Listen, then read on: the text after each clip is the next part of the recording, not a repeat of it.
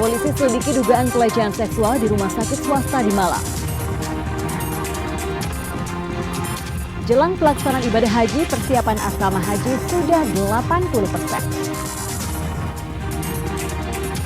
Jangan lewatkan pemecah batu perempuan, potret Kartini masa kini.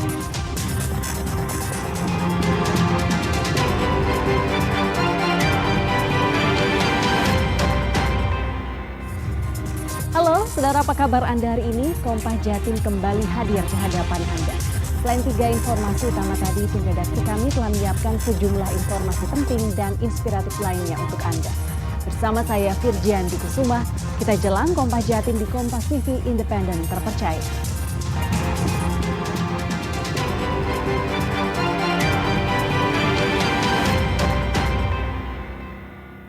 Kita buka Kompas Jatim dengan sorotan pertama dari Ponorogo. Saudara, video sejumlah warga menggotong keranda jenazah menyeberangi sungai berbatu dan terjal di Ponorogo viral di media sosial. Peristiwa memilukan ini terjadi lantaran seorang warga melarang para pengantar jenazah melewati depan rumahnya. Rombongan pengantar jenazah Mulyadi 38 tahun menyeberangi sungai terjal berbatu, perbatasan Desa Wates dan Tugurejo Kecamatan Selahung Ponorogo ini terjadi pada akhir pekan kemarin. Peristiwa tersebut terjadi diduga karena jalan pintas dan larangan dari Giem, seorang warga yang beranggapan rombongan pembawa jenazah melintas di depan rumahnya akan membawa sial. Warga lainnya terpaksa mengalah dan menggotong jenazah melintasi sungai menuju TPU Guyangan, Desa Tugurejo. Ya, hampir tiap ada yang Kalau misal sungainya banjir, itu gimana, Bu? Nggak, ditunggu dulu. ya, alhamdulillah enggak ada yang itu, Mas. Belum ada yang meninggal pas banjir. Kenapa loh Bu kok lewat akses yang sulit itu kenapa? Jalannya nggak ada atau seperti apa? Kalau ada orang meninggal pasti lewat sini ya. Terus gimana? Menyeberang sungai berarti? Ironinya, kejadian seperti ini sering terjadi. Pihak Desa Wates maupun Tugurejo sudah melakukan mediasi, namun selalu menemui jalan buntu. Itu memang dari dulu itu bersikukuh bahwa tanahnya itu tidak boleh dilewati jenazah. Terus akhirnya seperti apa ini warga yang dilakukan warga ini? Ya akhirnya sementara warga juga apa ya? Cuma menggerutu dan akhirnya juga ngalah, warga itu ngalah membawa jenazah dengan apa ya, tidak lewat jembatan tapi menyeberangi sungai. Dan pernah itu kalau tidak salah sekitar awal tahun 2000 itu ada satu jenazah yang jatuh dan hanyut. Hingga kini kedua desa masih berupaya melakukan pendekatan dengan Giem agar peristiwa memilukan ini tidak kembali terjadi. Tim Liputan Kompas TV Ponorogo, Jawa Timur. Saudara, polisi melakukan penyelidikan usai korban dugaan pelecehan seksual oleh dokter rumah sakit swasta di Kota Malang melapor Jumat 18 Mei lalu. Polisi sudah mengumpulkan alat bukti, salah satunya yakni rekaman CCTV. Anggota Satuan Reserse Kriminal Satreskrim Polresta Malang Kota sudah mendatangi Rumah Sakit Persada Kota Malang. Selain mengecek kamar inap korban, polisi juga mengumpulkan alat bukti, salah satunya rekaman CCTV.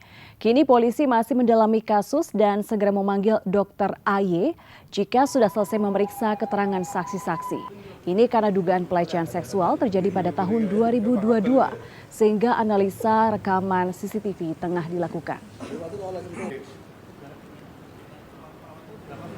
Pertama kita mengecekkan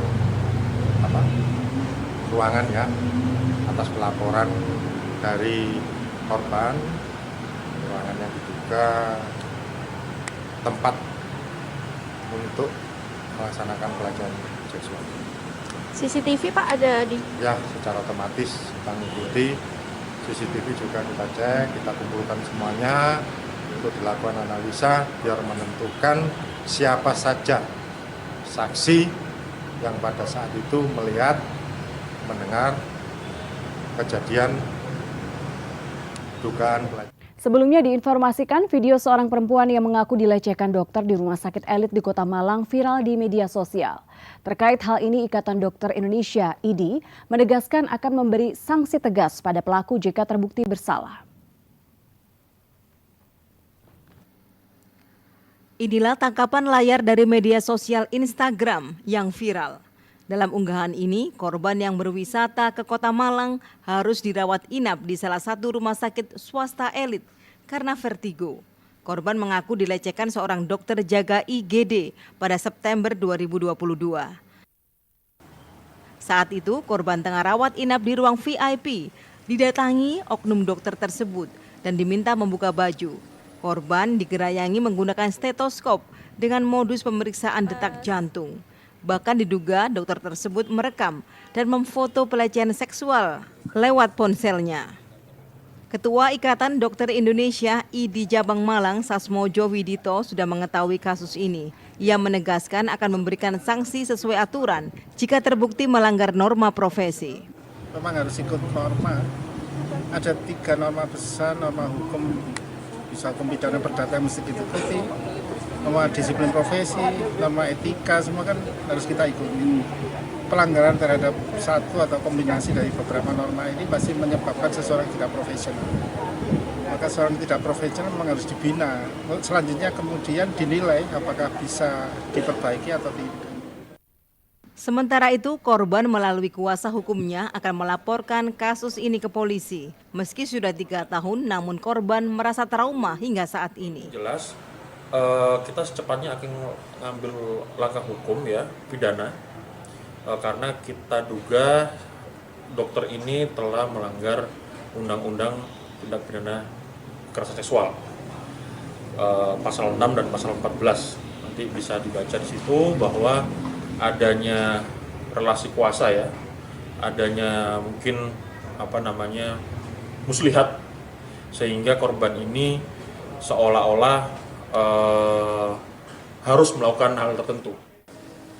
Jurnalis Kompas TV telah berusaha mengkonfirmasi ke rumah sakit tempat kasus ini terjadi. Namun rumah sakit menolak memberi keterangan dengan alasan tengah melakukan penelusuran internal. Hilda Nusantara, Kompas TV Malang, Jawa Timur. Jelang pelaksanaan ibadah haji, UPT Asrama Haji Sukolilo Surabaya mempersiapkan sarana dan prasarana yang saat ini sudah mencapai 80%. Seperti menyiapkan 558 kamar yang mampu menampung 4 hingga 5 kloter jemaah calon haji dan perbaikan fasilitas di Hall Musdalifah. Persiapan dilakukan UPT Asrama Haji Sukolilo Surabaya, diantaranya perbaikan dan renovasi sarana prasarana di asrama haji yang sudah mencapai 80%. Kamar jemaah calon haji menginap telah siap dan pendingin ruangan telah dibersihkan. Perbaikan sesuai rekomendasi Balai Besar Kekarantinaan Kesehatan BBKK Surabaya untuk kebersihan dan kesehatan asrama haji juga dikebut. Ada 588 kamar yang bisa menampung 4 hingga 5 kloter dengan masing-masing 380 jemaah. Termasuk ada 4 mobil golf untuk mengangkut barang dan jemaah lansia atau sakit. Dijadwalkan kloter pertama jemaah calon haji Embarkasi Surabaya masuk 1 Mei nanti.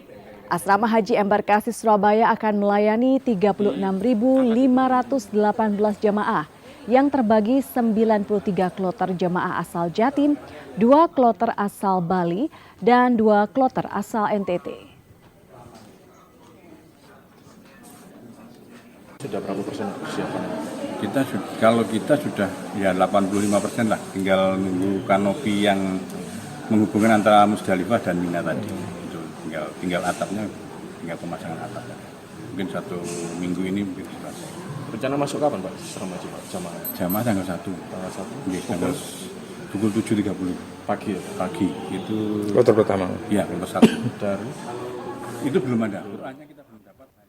Harga daging ayam potong di lapak pedagang di Pasar Tradisional Tanjung Jember turun dampak melimpahnya stok. Turunnya harga daging ayam menjadi berkah para pemilik warung makan yang menjual lauk dari daging ayam. Daging ayam potong di lapak pedagang di Pasar Tradisional Tanjung Jember melimpah. Namun, jumlah pembelian daging ayam menurun.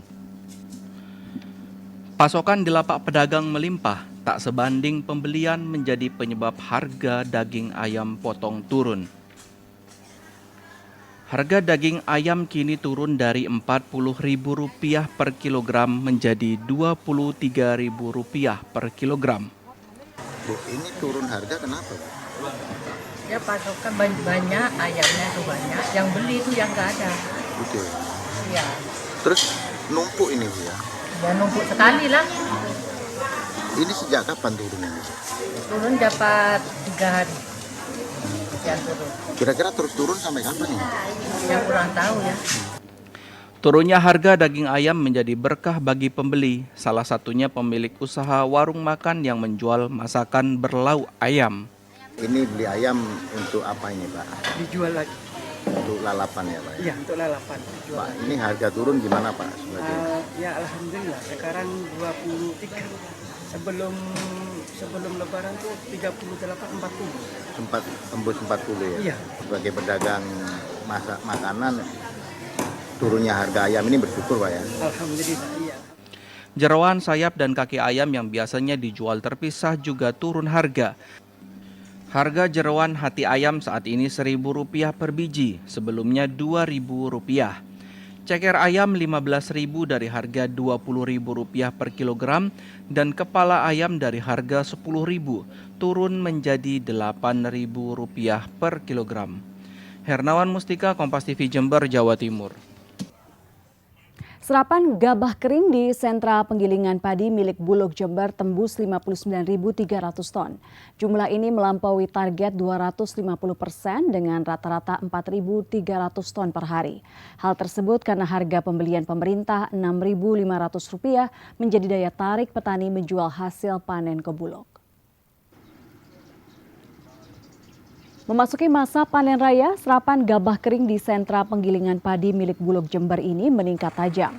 Sejak dimulai program serapan gabah pada Februari 2025, saat ini sudah mencapai 59.300 ton atau telah melampaui target 250% dengan rata-rata serapan 4.300 ton per hari.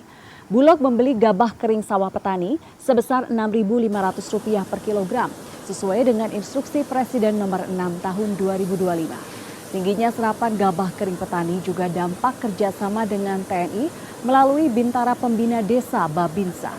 Kebijakan pemerintah untuk mendukung program ketahanan pangan dengan membeli gabah kering sawah petani Rp6.500 menjadi daya tarik petani menjual hasil panen ke Bulog. Kalau per hari ini mengalami peningkatan mulai Senin kemarin 2.000 ton dan hari ini sudah menyentuh di angka 4.300 ton per hari serapan gabah. Untuk capaian sendiri sampai berapa hari sampai hari ini? Ya, jadi kalau untuk capaian kita persentase dalam serapan gabah di tingkat petani ini sudah melampaui batas yaitu di atas 200%. Untuk target sendiri sampai berapa Pak? Kalau target kita secara global itu 59.300 ton. Karena di sini kita ada juga serapan beras. Nah, kalau untuk beras sendiri kita baru menyentuh di angka 50%. Saya stor gabah di sini karena harganya 6.500 ekspor sendiri. Itu per kilogram Pak ya? Per kilogram. Kalau di Tengkulak berapa Pak? Tengkulak antara 62, 63 itu. Kalau di Tengkulak. Artinya lebih untung sini Pak? Ya. Lebih untung sini Pak ya? Lebih untung saya store sendiri ke Bulog. Ini sudah sering ke sini Pak? Sudah sering dari sini beberapa kali ya. Tiap kali saya panen, saya store ke sini. Ada kesulitan nggak? Saya rasa tidak ada kesulitan. Dukungan bagi Timnas Indonesia di event internasional akan kami hadirkan usai jeda berikut. Tetaplah bersama kami di Kompas Jatim.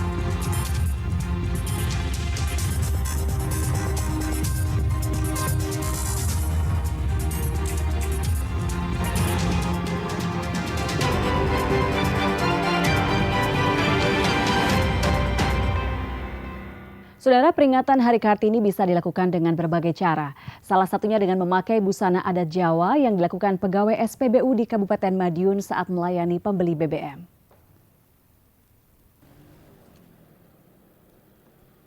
Berbeda dari hari biasanya, para pegawai SPBU Saradan, Kecamatan Saradan, Kabupaten Madiun ini memakai busana adat Jawa. untuk memperingati Hari Kartini pada 21 April 2025. Dengan memakai belangkon di kepala dan busana khas Jawa lengkap dengan jarit, pegawai SPBU pria ini menarik perhatian pembeli BBM. Hal ini mereka lakukan rutin setiap tahun untuk menyemarakkan Hari Kartini. Oh, ini lagi memperingati Hari Kartini, Kak. Ini Temanya apa, Pak? temanya apa? Ini ada Jawa, Hari Kartini. Ada Jawa, Iya. ada Jawa ya. Iya. Terus ini semuanya ini pakai baju Iya, adat ini. untuk SPBU semua ini pakai baju kamu Jawa. Ini memang tiap tahun seperti ini atau gimana? Iya, tiap tahun. Para pembeli BBM mengapresiasi pegawai SPBU berbusana adat untuk menyemarakkan dan memperingati Hari Kartini. Ya, bagus untuk petugasnya. Oh, ini pakai apa tadi petugasnya? Kebaya. Pakai kebaya. Tahu nggak ini hari apa? Kartini. Hari Kartini ya. Oh. Sebelumnya sudah pernah tahu seperti ini?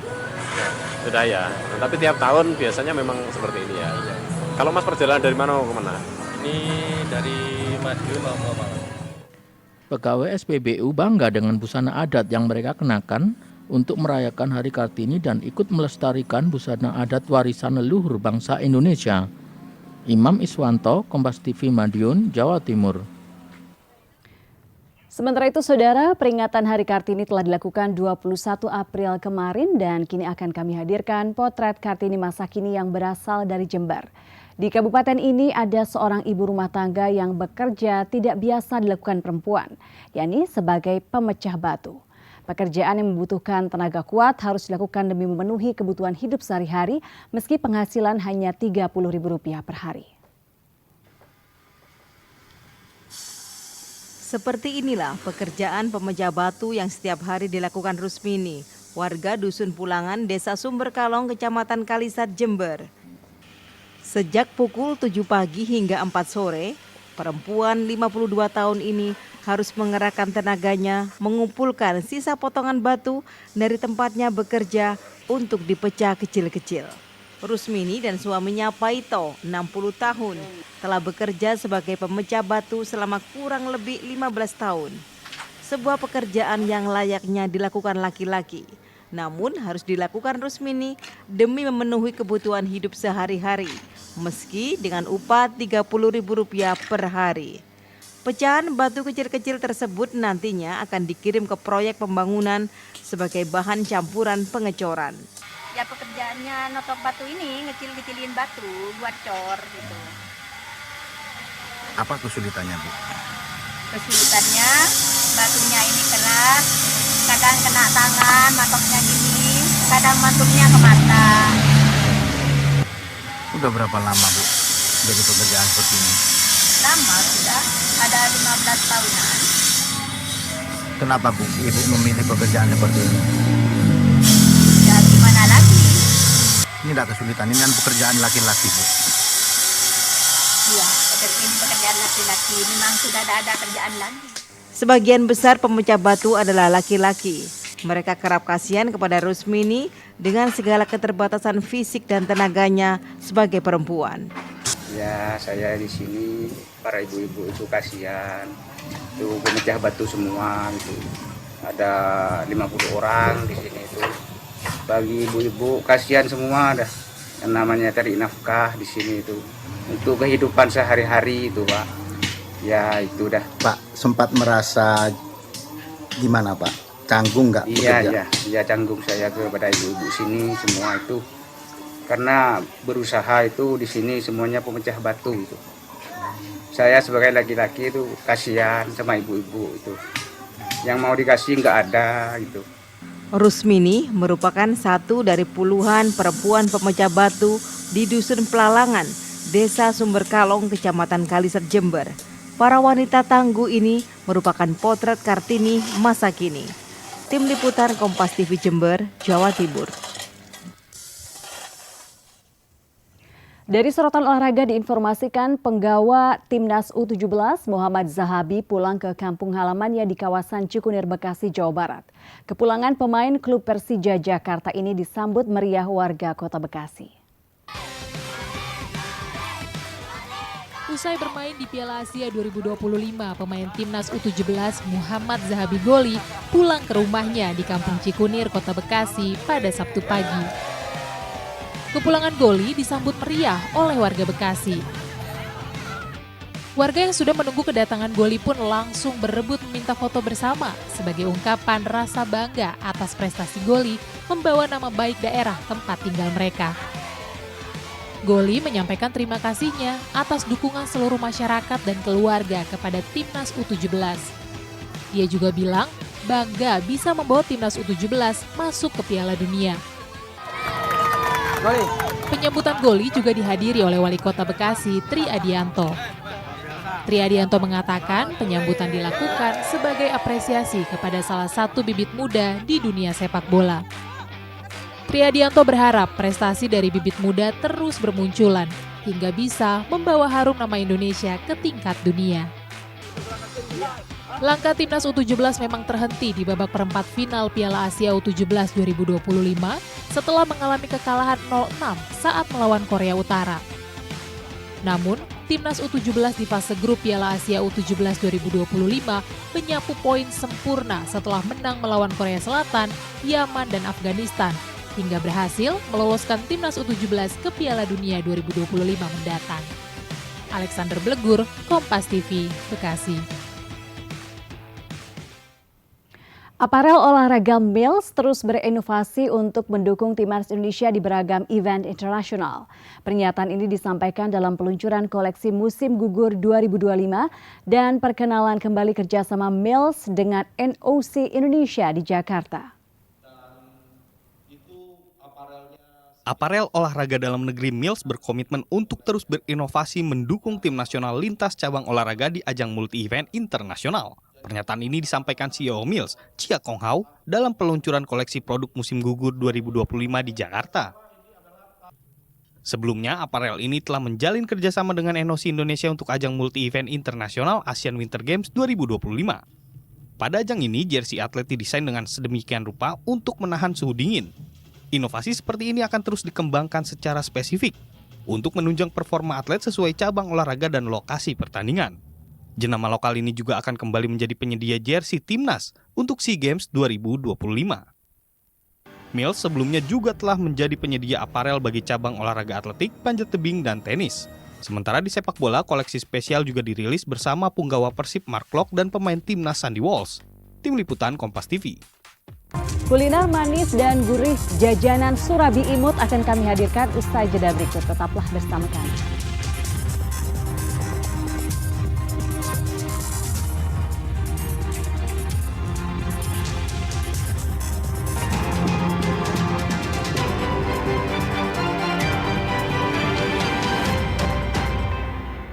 Saudara, satu lagi kuliner yang patut Anda coba saat berkunjung ke Kota Malang, yakni jajanan kue Surabi Imut. Surabi dengan aneka macam pilihan topping ini bisa menjadi pilihan Anda mengeksplor wisata kuliner Kota Malang.